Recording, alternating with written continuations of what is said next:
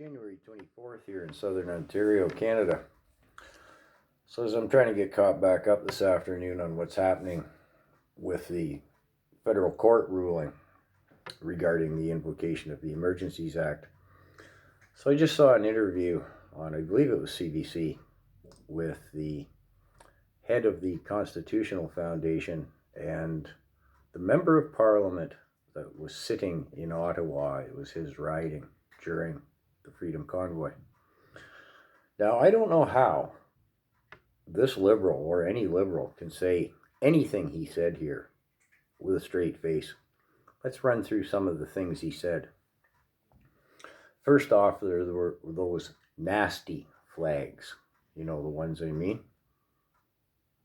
There weren't. There were two of them. This was brought out in the Rouleau Commission. It's been covered countless times in the courts. There were two appearances of those nasty flags. One of them was a case of mistaken identity, and the other one, highly suspect that it was a Liberal government plant, although that's never been proven or disproven. He motored on about the violence and threats of violence in Ottawa. Same deal. Under oath testimony, the Rouleau Commission, different courts. No, there was none of that. Incessant horn honking 24/7 for the full weeks, our MP, Liberal MP, claimed. No, there's a court ruling very early on that didn't last the whole 4 weeks. Our same Liberal MP used the term occupation a number of times.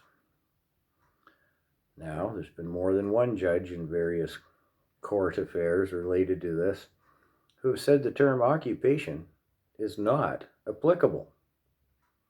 Basically, don't you have a dictionary? No one can call it an occupation. But he did. He went on to say the borders were blockaded. We had no economic choice. 3 points here. All the border blockades were opened using previously available regular law enforcement before the invocation of the Emergencies Act. All of the border crossings were clear. What else did he say? Oh, well, I was going to say. So then this guy and the government spin doctors, the mainstream media, they all say, well, we couldn't have the borders blockaded. It was an economic situation. We couldn't lose trade. Well, the cross-border trade at the Windsor Bridge was actually up for that month from the year previous, despite its brief blockade.